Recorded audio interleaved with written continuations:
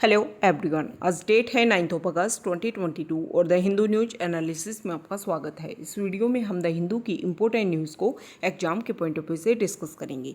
नीचे description box में Telegram channel volcano IAS academy का लिंक दिया हुआ है। आप Telegram channel volcano IAS academy के साथ में जुड़ सकते हैं। वहाँ पर हर exam means UPSC, state PCS and other exams के पॉइंट ऑफ व्यू से काफ़ी इंपॉर्टेंट इन्फॉर्मेशन आप सभी के साथ में शेयर की जाती है। तो चलो स्टार्ट करते हैं। वीडियो को स्टार्ट करेंगे एक ज्योग्राफिकल मैप क्वेश्चन के साथ में। और आज आपका क्वेश्चन ये है कि येलो सी को आपको मैप में व्यू करना है, फिर इससे रिलेटेड हर इंपॉर्टेंट फैक्ट्स को एंड इन्फॉर्मेशन को कमेंट बॉक्स में टाइप करना है। द हिंदू को अगर हम डिस्कस करें तो फ्रंट पेज पर जो इम्पोर्टेंट न्यूज़ है वो रिलेटेड है कॉमनवेल्थ गेम्स को लेकर के। यहाँ पर बता रखा है कि इंडिया का क्या स्टैंड रहा है, इंडिया ने कितने मेडल हासिल किए हैं कॉमनवेल्थ गेम्स में। तो 2022 में कॉमनवेल्थ गेम जो हैं वो बर्मिंघम में ऑर्गेनाइज हुए। इसमें इंडिया ने 61 मेडल जो हैं वो यहाँ पर हासिल किए हैं, जिसमें अगर हम बात करें तो 22 गोल्ड है, 16 सिल्वर है, 23 ब्रॉन्ज है। यहाँ पर जो लास्ट डे है वो बैडमिंटन में इंडिया ने काफ़ी अच्छा परफॉर्मेंस किया इंडिविजुअल लेवल पर भी, और यहाँ पर अगर हम बात करें तो एक पार्टनरशिप में भी इंडिया ने मेडल हासिल किए हैं। यहाँ पर इंडिया का जो स्टैंड है वो 4th नंबर पर रहा। Australia was the most dominant nation with 67 gold medal, 10 more than England. England से भी 10 ज़्यादा हासिल किए ऑस्ट्रेलिया ने। ओके, यहाँ पर जो हमारे कुछ प्लेयर हैं उनकी यहाँ पर इमेज आपको शो हो रही होगी। इसके अलावा हम बात कर लेते हैं कि इस गेम को लेकर के एग्जाम में किस तरीके के क्वेश्चन आएंगे। सबसे पहले बात कर लेते हैं UPSC की। देखो, UPSC में वैसे स्पोर्ट्स से रिलेटेड क्वेश्चन काफ़ी कम आते हैं, लेकिन 2021 के टाइम में अगर हम बात करें जब ओलंपिक गेम हुए थे और कोविड की वजह से 1 ईयर उनमें एक्सटेंशन देखने को मिला था। 2020 में होने वाले थे, 2021 में ऑर्गेनाइज हुए और इंडिया ने काफ़ी अच्छा परफॉर्मेंस भी दिया 2016 के बाद में। 2016 में ओलंपिक गेम हुए थे रियो डी जेनेरियो ब्राज़ील में। वहाँ पर इंडिया का परफॉर्मेंस ज़्यादा अच्छा नहीं रह पाया था, तो उसके बाद में 2021 के गेम में इंडिया ने काफ़ी अच्छा परफॉर्मेंस दिया और नीरज चोपड़ा ने वहाँ पर गोल्ड मेडल इंडिया को दिलवाया था। तो इसी की वजह से ओलंपिक्स को लेकर के इंडिया में क्वेश्चन पूछे गए UPSC में। तो वैसे तो UPSC में स्पोर्ट्स से रिलेटेड डायरेक्टली क्वेश्चंस कम आते हैं कि ऐसे नहीं पूछेंगे कि कौन गोल्ड मेडल लेकर के आया, कौन सिल्वर मेडल लेकर के आया।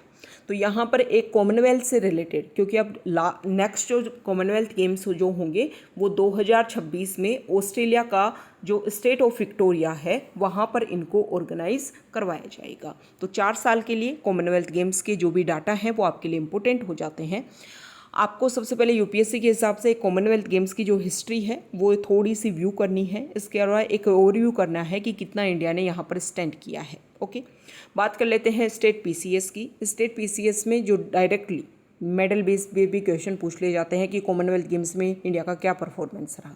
दूसरी, अगर हम बात करें आपको इस कौन से स्टेट से बिलोंग करते हैं, वहाँ पर कौन कौन से प्लेयर ने कौन कौन से मेडल हासिल किए हैं, वो आपके लिए इंपॉर्टेंट हो जाता है। थर्ड, अगर हम बात करें तो ये भी इम्पोर्टेंट हो जाता है कि किसी भी इवेंट में अगर इंडिया ने कोई वहाँ पर एक तरीके से रिकॉर्ड बनाया है या कोई ऐसा प्लेयर जो फर्स्ट टाइम किसी गेम में यहाँ पर रिकॉर्ड तोड़ करके यहाँ पर कोई मेडल लेकर के आया है, तो वो गेम से रिलेटेड जो है वो आपके लिए इम्पोर्टेंट हो जाते हैं। जो भी प्लेयर्स वो कौन से गेम से रिलेटेड हैं, कौन से प्लेयर जो हैं वो किससे रिलेटेड है, ये भी एक बेसिक अवेयरनेस आपको होनी चाहिए। बहुत सारे एग्जाम ऐसे होते हैं उसमें क्या होता है कि प्लेयर का नेम देकर के पूछ लेते हैं कि ये कौन से गेम से रिलेटेड है। तो एक जनरल अवेयरनेस आपके लिए होनी यहाँ पर चाहिए। तो ये बर्मिंघम जो कॉमनवेल्थ गेम्स हुए 2022 में, उनसे रिलेटेड बेसिक फैक्ट्स हमने डिस्कस कर लिए हैं। ओके, तो यहाँ पर ये बैडमिंटन से रिलेटेड जो प्लेयर हैं उन्होंने क्या अचीवमेंट लिया उनके बारे में यहाँ पर शो कर रखा है। देखो, एक इम्पोर्टेंट इन्फॉर्मेशन आप सभी के साथ में शेयर कर देते हैं। कल हमने द हिंदू का जब वीडियो अपलोड किया उसके बाद में बहुत सारे कमेंट देखने को मिले। स्टूडेंट्स ने ये बोला कि ओल्ड फॉर्मेट में ही हम वीडियो को अपलोड करें द हिंदू डिस्कशन को। अभी जिस फॉर्मेट में हम वीडियो रिकॉर्ड करते हैं पहले ओल्ड टाइम में, उसमें क्या है कुछ टेक्निकल इश्यूज़ देखने को मिले हैं। हम जल्दी कोशिश कर रहे हैं कि उन टेक्निकल इश्यूज को हम सॉल्व कर लें। इतने जो हैं इस फॉर्मेट में हम आपके लिए वीडियो लेकर के आएंगे। वैसे जो भी बेसिक फैक्ट्स है, जो भी न्यूज़ हैं, वो हम आपके लिए यहाँ पर कवर करने की कोशिश करेंगे और जल्दी कोशिश करेंगे कि अपने आप को हम ओल्ड फॉर्मेट में ट्रांसफ़र कर सकें। तब तक आप अपना सपोर्ट जो है वो आप हमारे साथ में बनाए रखिए। नेक्स्ट इंपॉर्टेंट न्यूज़ को अगर हम डिस्कस करें तो यहाँ पर कृष्णा और गोदावरी रिवर की बात बताई गई है कि कि कृष्णा और गोदावरी रिवर में बारिश की वजह से, हैवी रेनफॉल होने की वजह से वहाँ पर इन रिवर में जो वाटर लेवल है वो इंक्रीज़ होता दिख रहा है, जिसकी वजह से बहुत सारी ह्यूमन पॉपुलेशन जो है वो वहाँ पर इफ़ेक्ट हो रही है। स्पेसिफिक अगर हम बात करें सदर्न इंडिया में, तो केरला स्टेट में जो फ्लड जैसी सिचुएशन क्रिएट हो गई है, इसके बारे में जो नेक्स्ट पेज है वहाँ पर हम डिस्कस करेंगे कि क्या क्या मेजर इश्यूज हैं और किस तरीके से हमें उसको सॉल्व करना चाहिए। यहाँ पर कृष्णा और गोदावरी रिवर की बात की गई है, तो मैप के थ्रू हम डिस्कस कर लेते हैं। अगर हम हमारे इंडिया के सर्दर्न पार्ट को डिस्कस करें, सर्दर्न इंडिया को डिस्कस करें, तो कृष्णा और गोदावरी जो है वो सर्दर्न इंडिया की मीन्स पेनिनसुलर इंडिया की इंपॉर्टेंट रिवर है। दोनों ही रिवर का ओरिजिन जो है वो महाराष्ट्र स्टेट से होता है, और यहाँ पर गोदावरी रिवर जो है वो पेनिनसुलर इंडिया की सबसे लार्जेस्ट रिवर के रूप में फ्लो होती है, और सेकेंड लार्जेस्ट रिवर है कृष्णा रिवर, और थर्ड नंबर पर आती है कावेरी रिवर। तो ये कुछ बेसिक फैक्ट्स हैं रिवर को लेकर के, इस तरीके के क्वेश्चन भी पूछ लिए जाते हैं।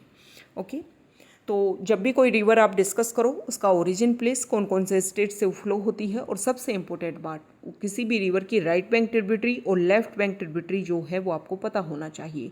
अगर रिवर के बैंक पर कुछ इंपॉर्टेंट साइट्स लोकेटेड हैं तो आपको पता होना चाहिए, कोई इंपॉर्टेंट लेक लोकेटेड है, कोई इंपॉर्टेंट डैम लोकेटेड है, और वो अगर न्यूज़ में है तो इस तरीके से जो बेसिक अवेयरनेस है वो आपको यहाँ पर पता होना चाहिए।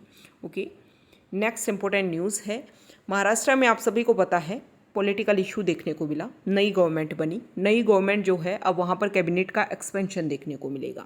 तो यहाँ पर हम सबसे पहले तो कैबिनेट जो वर्ड है इसके बारे में आपको बताना है कि हमारे कॉन्स्टिट्यूशन में कैबिनेट वर्ड जो है वो कहाँ पर यूज़ में लिया गया है, ये आपको कमेंट बॉक्स में बताओगे। अब इसके ऊपर फोकस हम क्यों कर रहे हैं, बहुत बार एग्जाम में क्वेश्चन ये पूछ लिया जाता है कि कोई वर्ड दे दिया जाएगा, जैसे सिटीजन वर्ड आपको दे दिया, और उसमें पूछ लेंगे यूपीएससी में एक स्टेटमेंट दे दिया जाएगा कि डिटेल्ड तरीके से सिटीजन वर्ड को हमारे कॉन्स्टिट्यूशन में बता रखा है। तो आपको पता होना चाहिए, जैसे कि अभी हम नेक्स्ट पेजेस पे डिस्कस करेंगे माइनॉरिटी वर्ड को, तब भी हम आपको बताएंगे। तो जब भी ऐसा कोई टर्म आता है हमें पता होना चाहिए कि कॉन्स्टिट्यूशन में इस टर्म को यूज़ भी किया गया है या नहीं किया गया है। जैसे कि हम फेडरल वर्ड सुनते हैं, ओके, तो आपको ये बताना है कि फेडरल वर्ड जो है वो हमारे कॉन्स्टिट्यूशन में यूज़ भी किया गया है या नहीं किया, यस और नो में आपको बताना है फेडरल वर्ड को लेकर के। ओके, तो जब भी आप पॉलिटी की रिलेटेड कोई न्यूज़ पढ़ो तो बेसिक हमारे प्रोविज़न है कॉन्स्टिट्यूशन, कॉन्स्टिट्यूशन में उस टर्म को लेकर के क्या बात रखी गई है वो हमारे लिए इंपॉर्टेंट हो जाते हैं। तो ये जो आर्टिकल है वो प्रीलिम्स के पॉइंट ऑफ व्यू से हमारे लिए इंपॉर्टेंट है कि प्रीलिम्स में कैबिनेट का एक्सपेंशन कितना होना चाहिए, इसको लेकर के कौन से आर्टिकल हैं, कौन सा अमेंडमेंट एक्ट किया गया था। तो पहले क्या था कि कितने भी आप मेंबर्स को, जो आपकी गवर्नमेंट में मेंबर्स हैं, जो आपके मेंबर ऑफ लेजिस्लेटिव असेंबली हैं या सेंटर में मेंबर ऑफ पार्लियामेंट हैं, उसको आप मिनिस्टर बना सकते थे। लेकिन टाइम के साथ में ये देखा जाने लगा कि अपनी पॉलिटिकल जो अपनी बेनिफिट्स हैं उनको कंप्लीट करने के लिए ये संख्या बढ़ती जा रही थी, और जितने ज़्यादा मिनिस्टर बढ़ेंगे उतना तो एक्सपेंडिचर ज़्यादा होगा।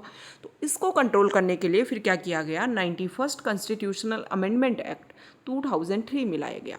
इसमें एक बात बोली गई कि जितना आपकी स्ट्रेंथ है, आपकी मेंबर ऑफ लेजिस्लेटिव असेंबली की जो स्ट्रेंथ है उसके मोर देन 15% जो है वो आप मिनिस्टर नहीं बना सकते हो, इतने इस पर कैप डिसाइड की गई। और इसमें जो स्टेट लेवल पर चीफ मिनिस्टर भी इसी में शामिल होना चाहिए। सेंट्रल लेवल पर अगर हम बात करें तो इसमें डिसीजन लिया गया कि 15% की कैप लगा दी गई और पीएम भी उसी में शामिल होगा। मतलब स्टेट लेवल पर आर्टिकल 164 में चेंज किया गया और सेंट्रल लेवल पर आर्टिकल 75 में यहाँ पर चेंज किया गया। ओके, तो यहाँ पर ये बात बताई गई है कि महाराष्ट्र में कैबिनेट का अब एक्सपेंशन किया जा रहा है, जो बेसिक टर्म है जो हमने डिस्कस कर ली है। नेक्स्ट इंपॉर्टेंट न्यूज़ है आईआर को लेकर के, श्रीलंका और चाइना के रिलेशन को लेकर के, जिसमें इंडिया ने जो इंटरवीन करने की कोशिश की है, इसको लेकर के चाइना ने कुछ इंपॉर्टेंट स्टेटमेंट दिए हैं कि हमारे श्रीलंका के साथ में, चाइना ने बोला है कि हमारे श्रीलंका के साथ में जो नॉर्मल अफेयर्स हैं उनको डिस्टर्ब ना करें इंडिया, और हम जो है वो हर किसी की सॉवरेनिटी को मेंटेन करने की कोशिश करते हैं, हम एनक्रोच नहीं करते हैं लीगल तरीके से किसी भी वाटर बॉडीज़ में। इशू क्या है, इशू ये है कि वहाँ की एक शिप जो है वो हम्बनटोटा पोर्ट पे आने वाली है और कुछ टाइम तक यहाँ पर रुकेगी। इंडिया ने बोला कि भैया आपने आर्टिफिशियल इंटेलिजेंस इतना वहाँ पर एस्टेब्लिश कर रखा है अपनी उस शिप में, तो उसके बेसिस पर जो है इशू क्रिएट हो सकता है, हमारी सिक्योरिटी के लिए कंसर्न है, तो आप इसको रोकिए। श्रीलंका ने अर्ज किया कि भाई रोक दो कुछ टाइम के लिए, तो चाइना ने बोला है कि हमारे जो बायलैटरल रिलेशन है उनको हमें मेंटेन करना है और आप इस तरीके से नहीं बोल सकते हो। पहले पूरा डिस्कशन किया गया था इस प्रोसीजर को लेकर के, तो यहाँ पर हमारे लिए इस न्यूज़ में क्या इंपॉर्टेंट है, एक तो हम्बनटोटा पोर्ट इंपॉर्टेंट है, दूसरा जो शिप का नेम है वो इंपॉर्टेंट है। कल भी मैंने डिस्कस किया था, कमेंट बॉक्स में बताओगे कि उस शिप का क्या नेम है। ओके, क्योंकि सैटेलाइट के नेम से उसको, क्योंकि जो नेम है ना वो इस तरीके से जिसकी सैटेलाइट का नेम हो, तो इस तरीके से जो है बहुत सारे एग्जाम में देकर के उस नेम देकर के पूछ लेंगे कि ये किससे रिलेटेड है। ओके, तो इस तरीके से जब भी आप कोई न्यूज़ पढ़ो तो जो उसमें बेसिक टर्म होती है उसके ऊपर फोकस किया करो। नेक्स्ट यहाँ पर जो आर्टिकल है वो रिलेटेड है गार्जियनशिप को लेकर के। तो यहाँ पर पार्लियामेंट्री पैनल जो है उन्होंने रिकमेंडेशन दी है कि गार्जियनशिप एक्ट 1956 जो है उसमें चेंज होना चाहिए, उसमें कुछ अमेंडमेंट होने चाहिए। अभी प्रेजेंट टाइम में क्या है कि माइनर चाइल्ड अगर है तो उसमें फादर को यहाँ पर प्रायोरिटी दी जाती है उसकी गार्जियनशिप को लेकर के, और मदर को यहाँ पर फादर के बाद में प्रायोरिटी दी जाती है। तो यहाँ पर पार्लियामेंट्री पैनल ने बोला है कि ये चीज़ें जो है वो इक्वलिटी को वायलेट करती हैं, तो इसमें चेंज होना चाहिए। फादर और मदर का इक्वल राइट है, दोनों को इक्वल राइट्स यहाँ पर दिए जाने चाहिए। ओके, नेक्स्ट इंपॉर्टेंट आर्टिकल, यहाँ पर बिहार जो स्टेट है उसको लेकर के वहाँ पर भी कुछ पॉलिटिकल इश्यूज देखने को मिल रहे हैं, तो उसके बारे में बताया गया है कि देखो जब वहाँ पर इलेक्शन हुए थे बिहार में, उसके बाद में पहले वहाँ पर अदर पार्टीज़ ने मिलकर के गवर्नमेंट बनाई, फिर वहाँ पर उसमें एक तरीके से डिसोल्व देखने को मिला। फिर यहाँ पर जो JDU है उसने BJP के साथ में मिलकर के पार्टी बनाई और गवर्नमेंट बनाई वहाँ पर, और इनमें भी अभी कुछ टसल देखने को मिल रहा है। तो हो सकता है कि दोबारा से बिहार में जो है वो नया पॉलिटिकल क्राइसिस देखने को मिले। नेक्स्ट इंपॉर्टेंट आर्टिकल है, देखो पार्लियामेंट्री फॉर्म ऑफ गवर्नमेंट है हमारे इंडिया में। Parliamentary form of government means जो आप मान सकते हो कि एग्जीक्यूटिव जो है लेजिस्लेचर का पार्ट है, और इसमें अलावा एक बेसिक फैक्ट्स अगर हम डिस्कस करें तो अपोजिशन जो है वो हमेशा इस फॉर्म में होती है कि वो गवर्नमेंट बना सकती है अगर उसके पास में मेजोरिटी हो तो। नेक्स्ट इंपॉर्टेंट आर्टिकल है एडिटोरियल पीस पर, और यहाँ पर जो फर्स्ट आर्टिकल है हमारे जो नए वाइस प्रेसिडेंट बने हैं उनकी क्या नई उनसे क्या एक्सपेक्टेशन है। तो इस आर्टिकल में बताया गया है कि देखो अभी मानसून सेशन चल रहा है, जिस तरीके से जो अपोजिशन है और जो गवर्नमेंट है उनके बीच में जो टसल देखने को मिलता है, उन सारे प्रॉब्लम्स के सॉल्यूशन के लिए काम करें हमारे न्यू वाइस प्रेसिडेंट, ताकि जो भी डिस्कशन होता है, जो भी सेशन होते हैं पार्लियामेंट के, उसमें हेल्दी डिस्कशन हो सके। नेक्स्ट यहाँ पर जो आर्टिकल है ये आर्टिकल रिलेटेड है अभी MTP एक्ट 1971, उसमें कुछ चेंज किए गए 2021 में, कुछ अमेंडमेंट किए गए, उसी के बेसिस पर यहाँ पर जो अनमैरिड वीमेन है उसको लेकर के देखो जो मेन एक्ट है उसमें कोई बात नहीं रखी गई थी। ओके, तो हालांकि जो अमेंडमेंट हुआ उसमें हस्बैंड वर्ड को चेंज करके पार्टनर वर्ड कर दिया गया। तो अभी एक इशू सामने आया कि एक अनमैरिड वीमेन, उनको अपनी जो प्रेगनेंसी है वो टर्मिनेट करवानी थी, लेकिन मोर देन 20 वीक्स उनकी प्रेगनेंसी थी, मोर देन 20 वीक्स, 24 वीक्स के लगभग। तो इसमें बताया गया कि कुछ क्राइटेरिया रखे गए हैं एक अमेंडमेंट एक्ट में कि इन पॉइंट्स पर अगर रेप विक्टिम है या रेप सर्वाइवर है या और ऐसे जैसे डिसेबिलिटीज़ है यहाँ पर जो चाइल्ड है उसमें, तो इसके बेसिस पर जो है वो जो प्रेगनेंसी है उसको टर्मिनेट करवाया जा सकता है। लेकिन यहाँ पर सुप्रीम कोर्ट ने ये बोला कि किसी भी वीमेन की बॉडी के ऊपर जो ऑटोनॉमी है वो उसका राइट है और उसको आप स्नैच नहीं कर सकते हो। तो इसके बेसिस पर यहाँ पर प्रायोरिटी दी गई। तो इस आर्टिकल में बताया गया है कि यहाँ पर एक्ट के बेसिस पर जो है, अगर एक्ट के बेसिस पर देखा जाता तो यहाँ पर जो इशू है उसको सोल्व नहीं किया जा सकता था, लेकिन जुडिशरी ने अपने जो भी राइट्स हैं उनका यूज़ करते हुए एक तरीके से जो फंडामेंटल राइट्स हैं उनको यहाँ पर एस्टेब्लिश करने की कोशिश की है। नेक्स्ट इंपॉर्टेंट आर्टिकल है, राइटर जो है उन्होंने बताया है कि हमारे इंडिया में जो ट्राइबल कम्युनिटी है उसका काफ़ी इंपॉर्टेंस है। लगभग 8% के लगभग जो पॉपुलेशन है वो ट्राइबल कम्युनिटी से हमारे इंडिया में बिलोंग करती है। राइटर ने बताया है कि जब वो सेक्रेटरी थे तो उन्होंने वो एक कमेटी के मेंबर थे, और कमेटी जो है वो ट्राइबल पॉपुलेशन को टारगेट करते हुए बनी थी कि ट्राइबल पॉपुलेशन का अपग्रेडेशन जो है वो हम कैसे कर सकते हैं। यहाँ पर राइटर ने सबसे पहले बताया है कि हमारे इंडिया की नई प्रेसिडेंट बनी है ट्राइबल कम्युनिटी को बिलोंग करती है। तो राइटर ने बोला कि बहुत अच्छी बात है, इस तरीके से हमारी जो ट्राइबल कम्युनिटी जो हमारी सोसाइटी का एक इंटीग्रल पार्ट है उसको हम आगे ले जाने की कोशिश कर रहे हैं। राइटर ने यहाँ पर कुछ डाटा दे रखे हैं। सबसे पहले तो उन्होंने किस रिपोर्ट की बात की है, द लैंसेट टाइटल रिपोर्ट का नाम है indigenous and tribal people health 2016। इसमें ये बताया गया था, इस रिपोर्ट में ये बात रखी गई है कि हमारे इंडिया में जो है वो इन्फेंट मोर्टेलिटी रेट अगर हम देखें तो जो ट्राइबल पीपल है उसमें सेकंड हाईएस्ट है पाकिस्तान के बाद में। और ये कोई ऑनरेबल पोजीशन नहीं है। जब हमारी पॉपुलेशन का इतना पार्ट जो है वो ट्राइबल कम्युनिटी से बिलोंग करता है, उसके बाद में भी ये इशू देखने को मिल रहा है, तो कोई हमारे इंडिया के लिए कोई ऑनरेबल पोजीशन ये नहीं है। राइटर ने बोला है कोशिश क्या करनी चाहिए कि जो इश्यूज हैं उनको किस तरीके से सोल्व किया जा सकता है। दूसरी एक रिपोर्ट आई 2018 में, और ये जो रिपोर्ट है the first national report on the state of India's tribal people health was submitted to the government of India by the expert committee on tribal health. एक कमेटी बनाई गई थी जिसके मेंबर भी थे राइटर। उन्होंने बताया कि हमने रिपोर्ट दी 2018 में, उस टाइम हेल्थ मिनिस्टर थे JP नड्डा। उन्होंने ये बोला था कि जल्दी इसको अंदर नहीं रखा जाएगा, मतलब सेल्फ में इसको स्टोर नहीं किया जाएगा, इसके ऊपर काम किया जाएगा, लेकिन अभी तक इसके लिए जो इम्प्लीमेंटेशन होना चाहिए था वो नहीं हो पाया है। राइटर ने इस रिपोर्ट की कुछ बातें रखी हैं। सबसे पहले तो उन्होंने बोला कि हमारे इंडिया में जो ट्राइबल पीपल हैं वो इंडिया के 809 ब्लॉक्स में हैं, मतलब इन कुछ ऐसे एरिया हैं जहाँ पर ट्राइबल पीपल जो हैं ज़्यादा पाए जाते हैं। दूसरा उन्होंने बताया कि बहुत सारी हमारी ट्राइबल कम्युनिटी जो है वो ऐसे माइग्रेंट स्टेज में है, मतलब एक जगह वो बल्क में नहीं है, तो इसके लिए वजह से उनके ऊपर फोकस नहीं किया जा रहा। अलग अलग जगह पर वो माइग्रेंट स्टेज में है, तो इसकी वजह से उनके लिए एक प्रॉब्लम जो है काफ़ी ज़्यादा बढ़ती जा रही है। यहाँ पर यह बताया गया है कि अगर हम बात करें तो हेल्थ स्टेटस की, तो वैसे थोड़ा सा इम्प्रूवमेंट देखने को मिला है।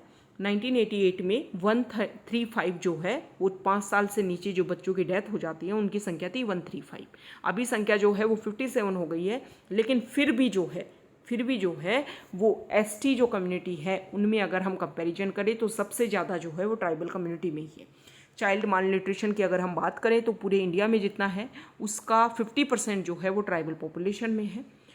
मलेरिया और ट्यूबरकुलोसिस से जितनी डेथ होती है उसकी 3 to 11 टाइम्स मोर कॉमन जो है वो ट्राइबल पीपल, मतलब ज़्यादातर डेथ जो है वो ट्राइबल पीपल में देखने को मिलती है।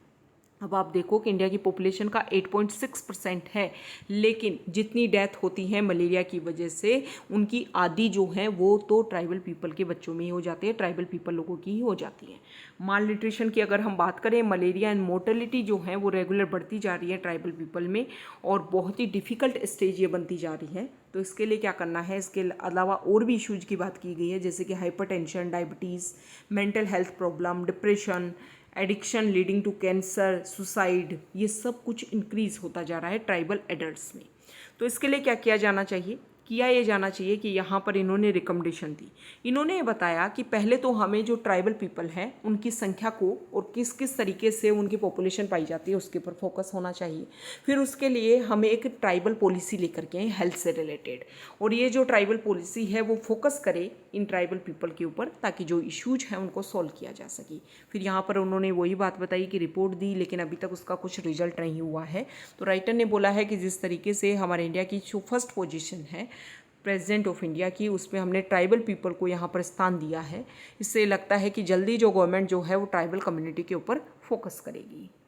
नेक्स्ट इम्पोर्टेंट आर्टिकल जो है वो अभी सदर्न इंडिया में जो केरला में जो यहाँ पर इशू देखने को मिल रहे हैं फ्लड के, तो इसके बारे में राइटर का ये बोलना है कि लोगों को जो कैंपेन है वो इस तरीके से एस्टेब्लिश करना होगा कि केरला को दोबारा से रिबिल्ड किया जा सके। यहाँ पर जो आर्टिकल है उसमें बता रखा है कि कितना यहाँ पर केरला को नुकसान देखने को मिला है। सबसे पहले अगर हम बात करें तो बहुत ज़्यादा नुकसान हुआ है केरला फ्लड की वजह से। इसके अलावा नेचुरल, ह्यूमन, सोशल कैपिटल जो है उनके लिए तो कोई एस्टिमेशन ही नहीं है कि कितना ज़्यादा नुकसान देखने को मिला है। रूट कॉजेज क्या है, क्या क्या इश्यूज हैं, तो इसके बारे में अगर हम बात करें तो वेस्टर्न घाट वाला पार्ट है, बहुत ज़्यादा कंस्ट्रक्शन एक्टिविटीज़ होने की वजह से, जो नेचुरल जो पार्ट थे वहाँ पर कंस्ट्रक्शन होने की वजह से ये सारे इश्यूज देखने को मिले हैं। राइटर ने यहाँ पर इसका एक सॉल्यूशन बताया है। कॉन्स्टिट्यूशन अमेंडमेंट एक्ट 73 और 74 इसलिए लाया गया था कि हमारे इंडिया में लोकल लेवल पर जो गवर्नमेंट है वो इम्प्लीमेंट हो। यहाँ पर राइटर ने सजेशन दिए हैं, ये आर्टिकल में सजेशन दिए गए हैं कि 74th और 73rd कॉन्स्टिट्यूशन अमेंडमेंट एक्ट के थ्रू हमें क्या करना चाहिए, जो लोकल बॉडीज़ हैं वहाँ पर इस तरीके की कमेटी बनाई जानी चाहिए ताकि वो लोकल लेवल पर इस तरीके की जो भी हमारी नेचुरल रिसोर्सेज हैं उन सभी को प्रोटेक्ट करने को काम करे और उन सभी के अपग्रेडेशन के लिए काम किया जा सके। इससे क्या होगा, होगा, ना सिर्फ हम लोकल लेवल पर जो गवर्नमेंट है उसको अच्छे से एस्टेब्लिश कर पाएंगे, बल्कि जो हमारी पॉलिसीज़ है उनका भी इम्प्लीमेंटेशन होगा और ग्रास रूट लेवल पर जो इश्यूज हैं उनका सॉल्यूशन देखने को मिलेगा। मतलब कम्युनिटीज़ का जो पार्टिसिपेशन है उसको इंक्रीज़ करना होगा, तभी जा कर के इशू को सॉल्व किया जा सकता है। यहाँ पर जो आर्टिकल है वो माइनॉरिटी ग्रुप्स को लेकर के है। एक पिटीशन फाइल हुई सुप्रीम कोर्ट में। सुप्रीम कोर्ट ने बोला कि भाई हम जनरल जो है वो ऑर्डर नहीं दे सकते और ये नहीं बोल सकते कि डिस्ट्रिक्ट लेवल पर आप माइनॉरिटी को रिकॉग्नाइज करो। इशू क्या है? इशू ये है कि हमारे इंडिया में कुछ जो हैं कम्युनिटीज़ वो मेजॉरिटी में हैं, लेकिन अगर हम बात करें स्टेट बेसिस पर या फिर यूटी बेसिस पर, तो वही कम्युनिटी जो है वो माइनॉरिटी में है। जैसे कि हिंदू जो है वो बहुत सारे स्टेट में मेजॉरिटी में है, लेकिन कुछ स्टेट्स में, कुछ यूटीज़ में माइनॉरिटी में है। तो यहाँ पर पहले भी सुप्रीम कोर्ट ने बोला है कि हाँ, स्टेट लेवल पर जो भी हमारी माइनॉरिटी है उनका डिसीजन होना चाहिए। तो अब यहाँ पर क्वेश्चन किया गया कि डिस्ट्रिक्ट लेवल पर डिसीजन लो। तो यहाँ पर सुप्रीम कोर्ट ने बोल दिया कि भाई डिस्ट्रिक्ट लेवल पर डिसीजन नहीं हो सकता। डिस्ट्रिक्ट लेवल पर माइनॉरिटी मेजॉरिटी ऐसे तो आप डिस्कस करोगे तो बहुत ज़्यादा हेक्टिक हो जाएगा इशू। ओके, और हम जो हैं वो किसी केस बेसिस के ऊपर रिजल्ट दे सकते हैं, एक जनरल ऑर्डर पास नहीं कर सकते हम कि आप इसके लिए काम करो। ओके, तो ऐसा आप कोई एक कंक्रीट केस लेकर के आओ, उसके बेसिस पर हम जो है इस तरीके के रिजल्ट दे सकते हैं। बात आई है माइनॉरिटी की। हमारा जो कॉन्स्टिट्यूशन है उसमें माइनॉरिटी की डेफिनेशन नहीं है। सबसे पहली बात तो हाँ, हमारा जो कॉन्स्टिट्यूशन है वो माइनॉरिटी को रिकॉग्नाइज करता है और आर्टिकल 29 और आर्टिकल 30 जो है वो माइनॉरिटी को रिकॉग्नाइज करते हैं। हमारा जो कॉन्स्टिट्यूशन है वो रिलीजियस माइनॉरिटी को भी और लिंग्विस्टिक माइनॉरिटीज़ को भी, दोनों को रिकॉग्नाइज करता है। अभी प्रेजेंट टाइम में क्या है, रिलीजियस माइनॉरिटीज़ जो हैं वो हमारे इंडिया में सेंट्रल लेवल पर रिकॉग्नाइज की जाती हैं और लिंग्विस्टिक माइनॉरिटी जो हैं वो स्टेट लेवल पर रिकॉग्नाइज की जाती हैं। तो इनको चेंज करने की बात की जा रही थी कि स्टेट और सेंटर दोनों का यहाँ पर इंक्लूजन होना चाहिए। अब बात आ गई कि हमारे इंडिया में देखो, जब ओरिजिनल कॉन्स्टिट्यूशन था तो लिंग्विस्टिक माइनॉरिटीज़ के लिए सेंट्रल लेवल पर कुछ नहीं था। फिर 7th कॉन्स्टिट्यूशनल अमेंडमेंट एक्ट 1956 के तहत कॉन्स्टिट्यूशन में 350B जो है इंसर्ट किया जाता है और इसमें बताया जाता है कि लिंग्विस्टिक माइनॉरिटीज़ को मेंटेन करने के लिए हमारा जो प्रेसिडेंट है वो टाइम टू टाइम जो है इस तरीके के ऑफिसर अपॉइंट करेंगे और लिंग्विस्टिक माइनॉरिटीज़ के जो भी स्टेटस है उसको मेंटेन करने का काम किया जाएगा। तो ये माइनॉरिटीज़ से रिलेटेड बेसिक फैक्ट्स हो गए जो हमारे एग्जाम के पॉइंट ऑफ से इम्पोर्टेंट है। नेक्स्ट इम्पोर्टेंट न्यूज़ है और न्यूज़ रिलेटेड है। आप सभी को पता है हमारी पार्लियामेंट का मानसून सेशन में अग्निपथ और एनपीआर दोनों को लेकर के इशू क्रिएट हुआ। अग्निपथ को विड्रॉ करने की बात की गई। अग्निपथ क्या है? अग्निपथ में बोला गया है कि इस स्कीम में 4 साल के लिए जो हमारे यूथ हैं उनको आर्मी का पार्ट बनाया जाएगा और इसमें से फिर 25%, मान लो 100 लोगों को लिया, जिसमें से 25 लोगों को तो मेन आर्मी में इंक्लूड कर दिया जाएगा, 75 जो लोग हैं उनको बाहर कर दिया जाएगा, उनको कुछ रुपए दिए जाएंगे। तो यहाँ पर ये बोला जा रहा था कि जिन यूथ का ड्रीम है आर्मी, उनके लिए यहाँ पर कुछ हर्डल्स क्रिएट होंगी। दूसरी बात की गई है एनपीआर की। नेशनल पॉपुलेशन रजिस्टर जो है हमारा मेंटेन होना चाहिए ताकि जो इलीगल तरीके से हमारे इंडिया में एंटर कर रहे हैं उनको रोका जा सके। और ये सारी बात की गई 0 आवर में क्वेश्चन किए गए। तो आपको बताना है कि व्हाट इज़ 0 आवर। 0 आवर से रिलेटेड जो बेसिक फैक्ट्स हैं वो आपको बताने हैं।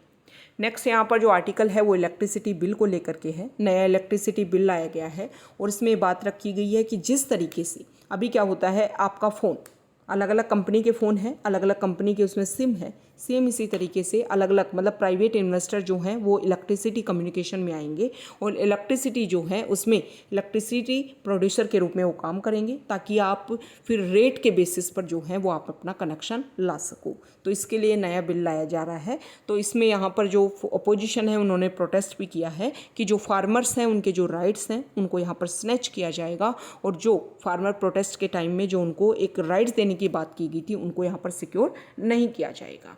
ओके, नेक्स्ट यहाँ पर जब आर्टिकल की अगर हम बात करें तो नेक्स्ट आर्टिकल रिलेटेड है, यहाँ देखिए, हाँ, फॉरेन पेज पर। और यहाँ पर जो फर्स्ट आर्टिकल है कि चाइना मिलिट्री एक्सरसाइज की बात कर रहा था कि ताइवान के आसपास वाले एरिया में चाइना ने अपनी जो मिलिट्री है वो ताइवान के आसपास एरिया में दोबारा से स्टार्ट कर दी है।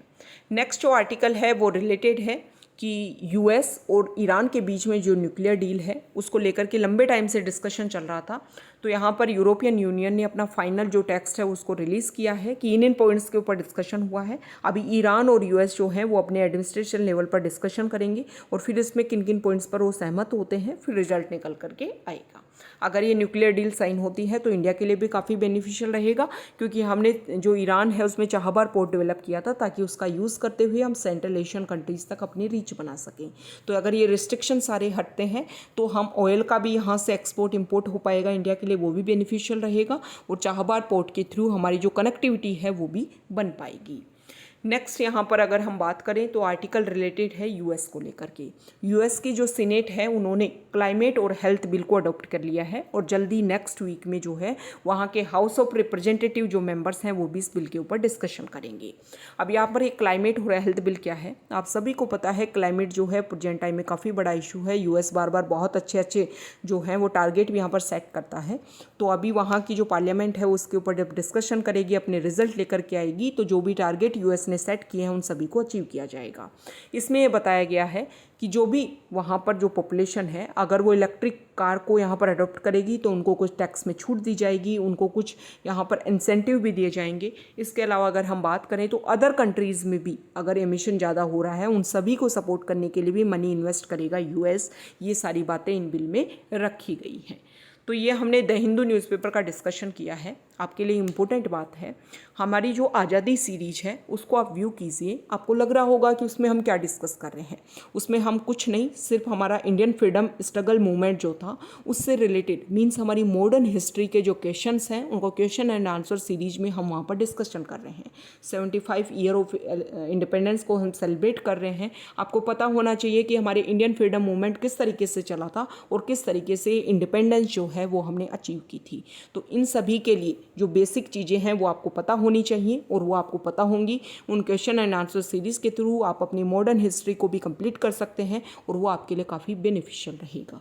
तो इस तरीके से जो हमारी करंट अफेयर सीरीज है, क्वेश्चन एंड आंसर सीरीज, उनको भी आप रेगुलर व्यू कीजिए। आपके जो डेली करंट अफेयर्स हैं वो काफ़ी अच्छे से आप प्रिपेयर कर पाएंगे और आपको ये भी पता लगेगा कि क्वेश्चन एंड आंसर फॉर्मेट में किस तरीके से जो करंट अफेयर्स हैं वो क्वेश्चन पूछे जाते हैं। तो ये आज के हमारा द हिंदू न्यूज़पेपर का डिस्कशन था। अगर आप यहाँ तक आए हैं, वीडियो आपको अच्छा लगा है तो प्लीज़ वीडियो को लाइक कर दीजिए, शेयर कर दीजिए और चैनल को सब्सक्राइब कर दीजिए। Okay, thank you.